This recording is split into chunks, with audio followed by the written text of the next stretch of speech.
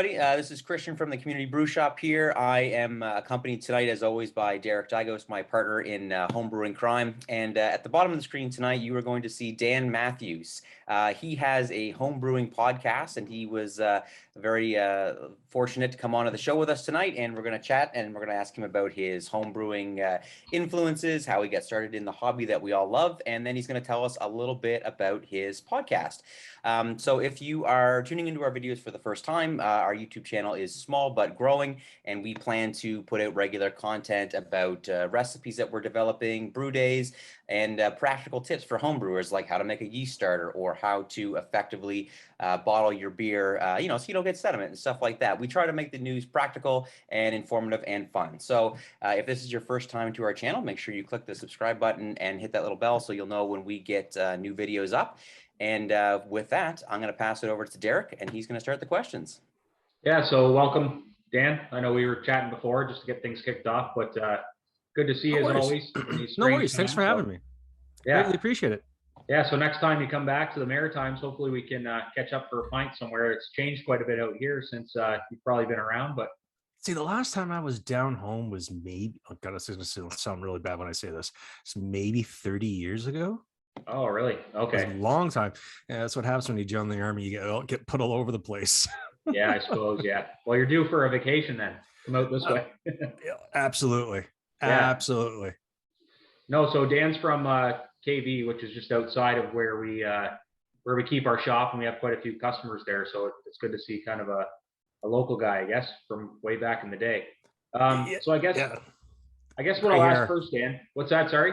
Gray hair. It's father time here. Trust me. That's back in the day. Yeah, we're all suffering from that now. So yeah, I guess just to get, I have a few questions here, but I guess just to start off easy. So I guess you and I kind of had the same history from listening to your podcast with Homebrew, and you started out, maybe trying to save some money and figured, oh, this is a good hobby to get into, and then it kind of, you realize how much of a struggle it was, but you kind of decided to get back into it full swing. Mm-hmm. And at the same time, you decided you're going to start a podcast at the same time. So how did that kind of come about? I mean, for me, did it snowball? Yeah, like choosing homebrewing is probably enough for one person, but to choose to do a podcast at the same time, what kind of made you think of kind of using those two to feed off each other, I guess? I got back into homebrewing mainly because, I retired after 21 years in the Army, and I went back to school for photography of all things, and I had a small business. I closed it because, I hated dealing with bridezillas. And it's true. You can say that here. It's 100% true. It's true. Yeah. And then I wound up working for a local craft brewery that was opening up in my area. And I've been with them now, oh my God, going on almost 5 years now. And it sparked my interest in learning how, I keep saying learning the right way to do it, where you get the grain, you mill it and everything else. But there's really no wrong way of actually getting into the hobby. I think when you start out, it's always good to do baby steps. So when I got into it initially, like you guys were saying, I got into using the LME cans, and I had a young guy who was learning to walk and a dog, and my homebrew kit at the time didn't have a top or airlock on it, so I covered it in saran wrap and bungee cords, and fingers were going in, things were growing, and I'm like, yeah, let's get rid of this. So come forward a little ways, and I got into homebrewing again, full swing. And I guess of all things, I needed stuff to keep me busy. And what better time than during a pandemic to try and find things to keep yourself busy? So I decided, well, I actually do have a few connections in the homebrew world, or I should say the craft beer world now, working where I work. And I figured, why not? Let's try and share what I know. If people listen to it, great. If not, no harm, no foul. And it just seemed to be rolling from there. It slowly started to pick up steam. And now 2 years later now, almost, nice. It's still going, and I'm still having fun doing it. So why not? Very cool. How many episodes are you on now? How often do you put them out? I try to put them out once a week. Right now, the struggle is real, just because I'm having to plan out what I'm going to be covering. I have a really cool sponsor who I've been doing all my brew days for, and I do videos for them, plug them, and also whoever else I'm using that day for gear or for ingredients. So I do my best to do that. So episode wise, I think I have about 60 to 70 episodes out now, and it's a wide range of people I've had on other than me just flapping my gums. I've had people like Horst Dornbush on, Denny Kahn and Drew Beecham, Sarah Flora, the guys from the Homebrew Happy Hour Nice. down in Texas, Coulter Wilson and down in Colorado. I've had Richard from Escarpment on a couple times. Mhm. I've had Stan Hieronymus on. Who else has been on there? Oh God, I've lost track. A lot of guests. It's a lot of guests, Yeah. but it helps. It helps to break it up a little bit, I find, because while I'll do the research into doing my show, there's only so much I can actually find. So it's better to have that subject matter expert. So whenever I do something based on a German beer, I reach out to a gentleman by the name of Horst Dornbush, who I always say is the absolute authority in German beer. He helped co-author and co-edit the Oxford Dictionary on beer with Garrett Oliver. And honestly, the most generous gentleman you'll ever meet in your lifetime. Him and Stan are like fantastic people. That's great. That's great. So I think we can kind of stick with the podcast stuff. I think originally Derek and I had planned on asking about the kind of the brewing and the home brewing stuff first, and then going into the podcast. But that was a lot of great information there. So why don't we just keep it rolling? So I guess all right. Yeah. So you mentioned one of the things about the podcast is getting subject matter experts on. So other than the gentleman with the German beer that you just mentioned, is there somebody that you brought onto the show that's really taught you something that has helped in your home? Home brewing. Let's see who's helped me. Well, pretty much everybody's really helped me. Let's see. The guys from Escarpment, really, Richard and those guys there have been phenomenal to have on the show. When I did a show on Kvike, I had Richard on, and he was a wealth of knowledge telling me about Kvike. Then I had Stan Hieronymus on to talk about hops. I mean, books are a great thing to have, and you can always read up on books, but there's always so much reading than trying to learn by osmosis, than beating your head against a keyboard, beating your head against a book, when it's so much easier when you're talking with someone, because it's more genuine. I find it's better to actually write something down while they're talking to you and let it sink in. Can you're like, shit, why didn't I think of that? And I'm sorry if I'm using colorful language we're not supposed to. It's all good. Okay. So I figure, why not? I mean, these are the people that are basically the gatekeepers to the knowledge for homebrewing. And it's one thing to be in a pro brewery and have this knowledge, but it's one thing if you're just stovepiping and not sharing it. And that's one thing I try to do with my podcast, is I try to share what I know and what other people know. It's no good if you're just like, this is my kingdom, go away. No, I have people over that I barely know over to my house to learn how to make beer. Why not? Yep, for sure. Yeah, we were actually with Richard from Escarpment. He was the first interview like this we did. I think the shop was open for all of a month, and we were just starting to carry Escarpment products, and we messed up the video, and we were new at everything, and it was just crazy, right? But it's interesting to use the term gatekeepers, because really, I mean, when you think of someone that has knowledge like that, that's kind of what they can be. But it's been my experience that this community is just so open and welcoming, and sharing knowledge is everything, right? Like, I mean, Derek's been brewing for a lot longer than I have, and 80% of what I know, I got directly from him. And our friendship is started around the beer industry and home brewing and doing beer tours and stuff like that. So it's a great community, and it sounds like the podcast is a good way to facilitate that community spreading. So yeah, absolutely. And it's also a great way for me to learn about homebrewing too, because I know homebrewing early was a bit of a struggle at first for me. I wasn't sure what I was doing. Even when I got back into it, I mean, I started off small. I went and bought because I had sold all my kit to a young fellow that was working with me, and then I went and started sourcing stuff, and I got a bunch of stuff some guy was selling for $70. So it was a bucket, carboy, half a dozen bottles, some dextrose he wasn't using, and whatever else. I figured, yeah, why not? So that was a great start. And then I went and bought my first all-in-one brewing system. I got a RoboBrew, which is a great entry point piece of kit. And I went from there. I mean, I looked at what the benefits are to going for the Cadillac of everything to, say, maybe I don't know, a Ford Explorer to a Pinto. Yeah. So, I mean, I wasn't going to go with the Pinto, but I wasn't going for the Cadillac. So I went for the middle of the road, because a shovel's a shovel. It's whatever you want to do with it. I mean, if you want to spend for bells and whistles, go for it. There's nothing wrong with that. But if you want to just get down to basics and learn how to do things and do it step by step and following what your natural rhythm of doing stuff is going to be, middle of the road is perfect for everybody. At least that's what I think, anyway. Yeah, sure. And then you got to look at your software that you're going to use. I mean, there's all many different ways. People use books. I use Brewer's Friend. Some people use Brewfather, Beersmith. There's a wide gambit of stuff out there for people to use. For sure. No, that's great information. Thanks. I'll pass it over to Derek. I think he's got another podcast question for you.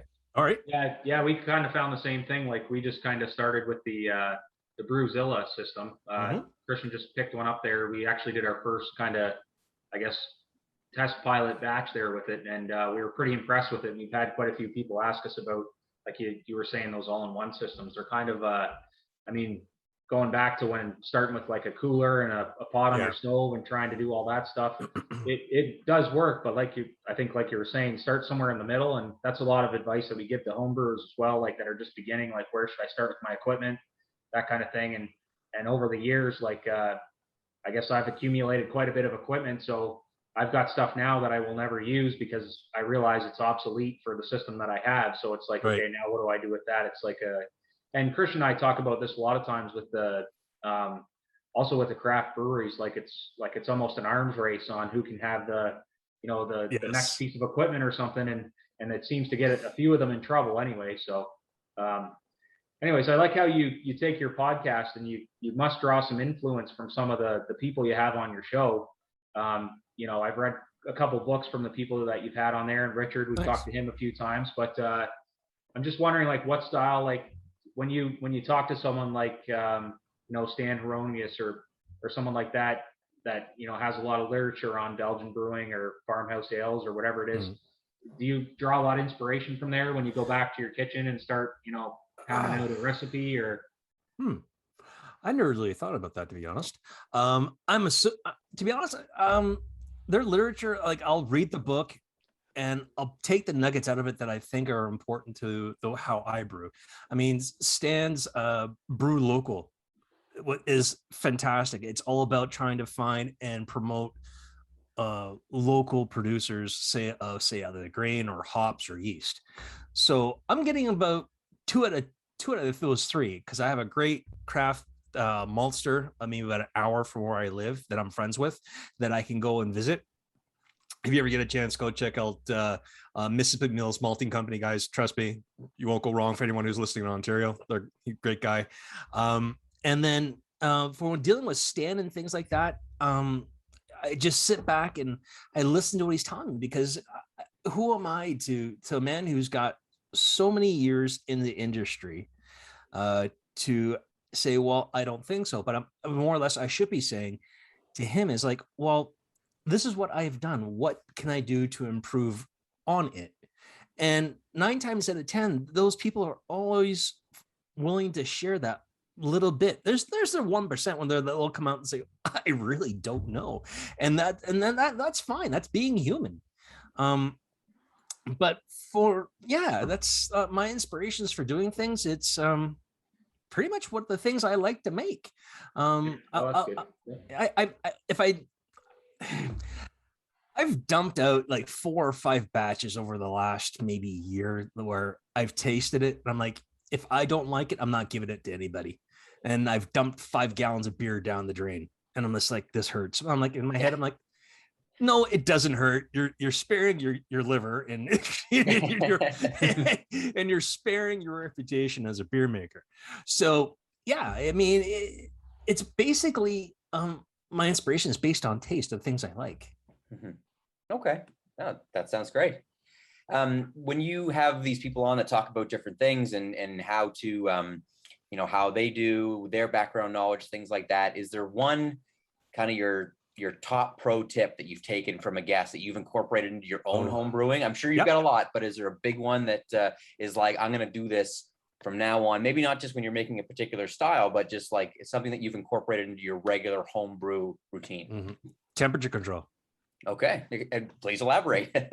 So before I was always doing, you have like you cold or warm spot in your basement or your house where you put your brewing bucket or your carboy or whatever it is that you're using to ferment in, and you just let it do its thing with the airlock. I've paid the price a couple times where things have gotten a little warm and things have kind of oozed and bubbled over the top through the airlock down onto the floor, which I think a few people may have had in passing. So I went out and I don't recommend this for everybody, because this little toy that this big toy that I got, it did cost me a bit of money, but I bought myself a glycol chiller. So I actually did a lot of research, and the one I got, I had to have shipped up from the States because I couldn't find it anywhere in Canada, especially for the way I wanted it, because I wanted it to have all individual controls for each of the vessels. I didn't want to buy any extra pumps. I didn't want to buy extra ink birds. It's all internalized. And yeah, it cost me over $1,000 to have that thing shipped up from the States, which is, to be honest, in the long run, it's going to save me a lot of time and money and being able to control everything. I don't have to be on it all the time to make sure, oh God, okay, it's a little too warm. Do I put it in the fermentation chamber? Oh shit, do I swamp cool this, or do I whatever? Now I just go and I set it to where it needs to be and I walk away. And then I have my tilt hydrometers inside and I just watch the gravity drop. Right. That's the reason why I asked for the elaboration, is because I also don't do a lot of temperature control. I have a session IPA in the next room underneath the stairs. Yep. And I was in here in the office last night editing some footage from the brew day, and my daughter ran in and told me that the bubbles were coming out the top because it had blown off my airlock. So I had to sanitize a piece of tubing and a growler really quickly and get it into a blow off tube. But that's just me being lazy. So I always like to. I mean, I haven't been brewing nearly as long as Derek has, and I learn something in this hobby every 5 minutes. So I couldn't, especially because of the amount of and the caliber of guests that you've had on your show. I would be amiss if I didn't try to steal something from you. Hey, no worries. What I would suggest is, if you have the tools to do it, is to look at doing pressure fermentation, because you could turn a beer around in about 4 or 5 days. Right. So basically, if you have the means, so if you have something like a Firmzilla or something that can hold up to, or even just like a corny cake, really, and you put a blow off tube on it, or not blow off tube, but a spunding valve, you can do pressure fermentation with that. And basically what you're doing is you're suppressing all the bad esters, because you're going to let it warm up beyond what the recommended temperature is for the yeast. So you let it warm up, you put it in, let it do its thing. And as soon as that temperature drops, you hit it with CO2 again, and then you've got it carbonated and you're ready to go out of the same vessel. Nice. So, I mean, yeah, there'll be junk at the bottom, but the first couple pulls, it'll go away, right, and then you're good to go. Nice. Very cool. Yeah. So I'm in the process of kind of getting my little homebrewing workshop set up now. So maybe I'll circle back around with you in a few months when I start the construction phase, get some new toys. Anytime. I mean, my little home brewery has grown exponentially right now. I mean, I've got 3 fermenters, a bright tank.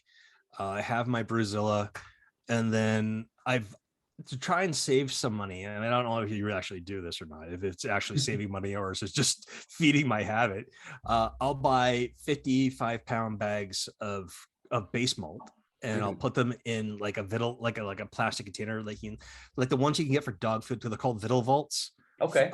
And I use those because they're airtight. Nothing can get in, nothing can get out. It works fine. And then inside of each one, I put a bag of rice hulls. So basically, when I open it up, I'm like, yeah, I got to put rice hulls in to make sure everything drains properly and I'm not getting anything stuck for sparging or anything else like that. Nice. Yeah, we have a lot of customers that buy. We offer base grains in bulk at the shop. You can buy by the kg or in bulk, and we have a lot of regular customers that buy bulk. So I think if you're into the habit and you have a place to properly store them, it's a good way to save some cash. So yeah, absolutely. Anyway, like when people first say, "Oh, yeah, I'm going to start making beer to save money," what Yeah, world? that's never the case. It's like, what world are you actually living Yeah. on? I mean, the only way you're really going to save money making beer is if you're starting off with an LME can. Even at that, you still have to buy your bucket. You still need to get a siphon. You buy your LME and then bottles and caps, right? Right. So your initial cost, okay, you're going to spend some money, but then you're like, okay, but then once that habit kicks in, you're like, okay, I don't want to be doing this anymore. I want to try and up my game. So okay, I'll buy a mill. Oh, okay, I'll buy this, I'll buy that. And next thing you know, you're like, all that money you're supposed to be saving is already gone. So yeah, we get the fun with it this way, though. That's exactly right. So exactly, yeah. All right, I'll pass it back over to Derek. Yeah, so I guess we'll talk a little bit more about the homebrew now, because we're kind of running close to the end of time here, but I'll hit you with a few quick questions here. So if you've been brewing for a while, you're probably like me, where you have like a list of beers that you want to, this is the next one I'm going to make, and then this is the next one.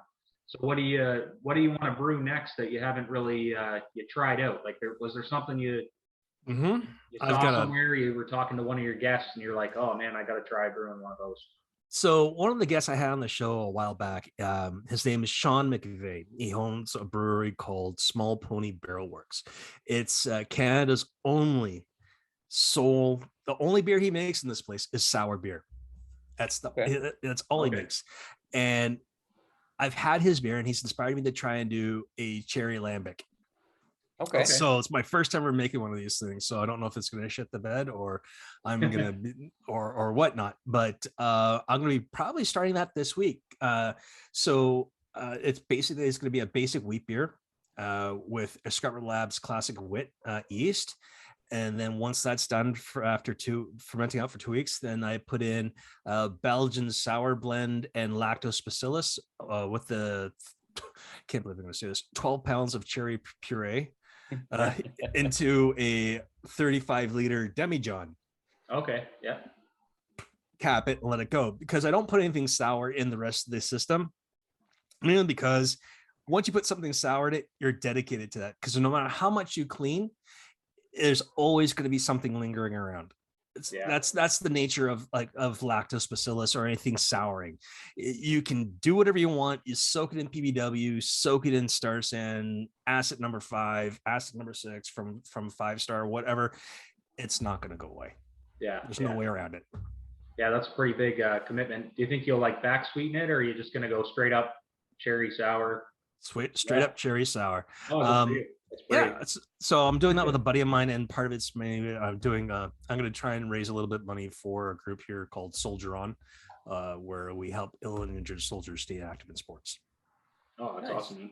That's great. Yeah. Well, make sure you, if they're doing events or anything, let us know. We'd love to give you guys a shout out. We do some charity work here with the shop as well, and we've actually done some work with some veterans here too. So we're very happy to support. So. Oh, awesome. That'd be fantastic. I'll let you know. Yeah, for sure. Perfect. So is there a style of beer that you have, a style you always wanted to make, or maybe you've made it a bunch of times, but it's never really turned out just right? Like, is your white whale still out there, or are you happy with kind of what you're doing? Yeah, it's still there. It's the bane of my existence is I can never make a proper New England style IPA. Oh, really? It's such a popular style. I last couple times I've done it, it just tasted like rubbing alcohol. And I was like, oh, and those are the first 2 batches I had to dump. That was okay. Oh, that hurt. All the oats and whatever else. Like, yeah, whatever. It is what it is. I mean, when I actually get up to trying and making it again, I probably will. But right now, I'm happy doing because I got a Schwartz beer working away right now. That's gonna get transferred over to the Bright Tank, and then there's I got to do some stuff for some friends where they want a Helles lager, a Martzen, a Mexican lager, which is what I'm drinking right now, which actually turned out fantastic for the first time I ever made it. So nice. So yeah, there's a bunch of stuff I got to get going, because if I don't, I'm going to get in trouble. And I actually got, I can't believe we did this. I actually got 2 5-gallon bourbon barrels that I got to get filled. So one's going to get an Imperial Porter and the other one's going to get a Russian Imperial Stout. So we'll see what happens. Nice. So that's about it for me. I mean, my life's a pretty much an open book online and everywhere else. So, feel free to ask me anything. Nice.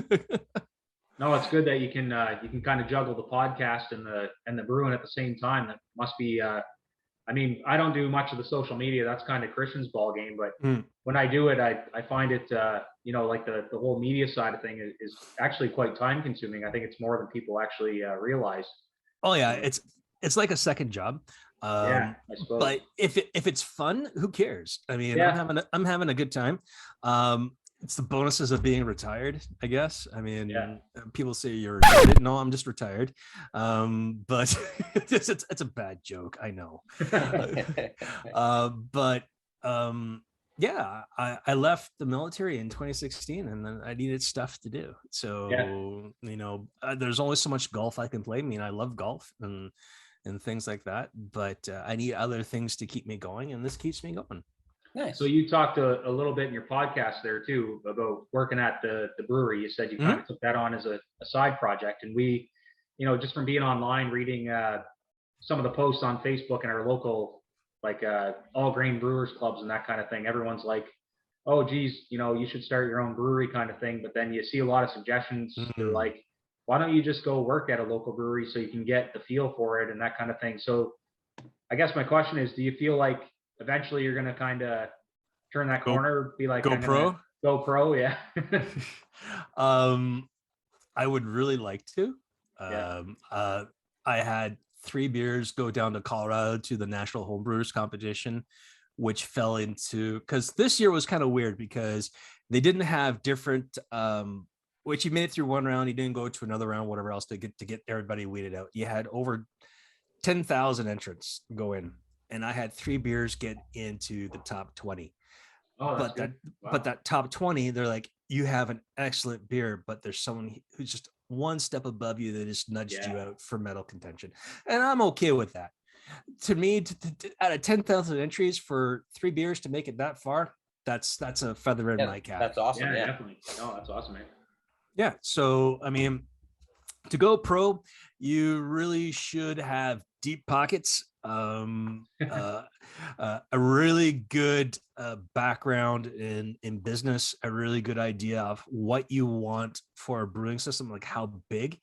I mean, if you're going to do it and you want to be able to provide to the community can wise, then I would say nothing is smaller than like a 15-barrel system.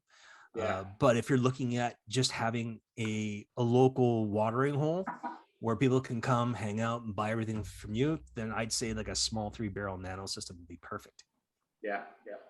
Nice. All right. Well, I think that we're getting pretty close on time there, Christian. So if you want to wrap it up there, we may have maybe 1 or 2 minutes left. That's it. So no worries. Sure. Yeah. No, that's great. So, so what we'll do is I'm going to turn it over to Dan now, and he can tell us a little bit about the specifics of the podcast, where you can find it, how often he releases episodes, all that stuff. And, then you'll be able to track him down online. So Dan, take it away. Yeah.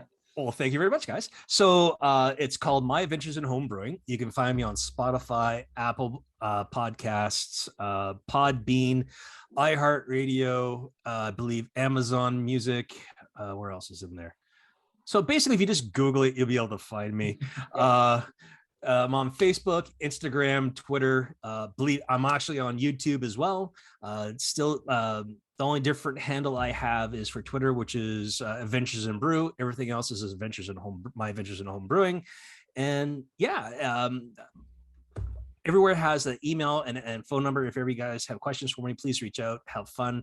And if I can say one thing about making beer, it's meant to be fun. And if at any point it feels it's not fun, take a break. Don't sell your gear because you're going to come back to it eventually. Don't sell your gear. Take a break. There's nothing wrong with taking that couple day pause or even a month pause just to get your juices flowing again. Because sometimes it just takes that little bit of inspiration to get you back into it. I mean, it took me a few years and I got back into it, but I have no regrets whatsoever. For sure. No, yeah. Good advice for sure. So, from on behalf of myself and of course for Derek, we want to thank you for joining us tonight for a quick little interview. It was great to learn about your podcast and how you approach homebrewing and some of the different tips and tricks you've taken from having had the opportunity to interview so many interesting guests. So we really appreciate it. If you were watching this video, we really hope that you appreciate it as well. You can check out the Community Brew Shop at communitybrewshop.ca. We are a local St. John, New Brunswick homebrewing retailer, but we do ship nationwide and we have free local delivery if you're listening to this in the greater St. John area. You can check us out for quality ingredients, recipe advice, help, anything you need. Just like Dan said, we are here for the community, and we really appreciate getting together to chat today. So thanks a lot, everybody. Have a great night and happy homebrewing. Cheers. Thanks, guys. Cheers.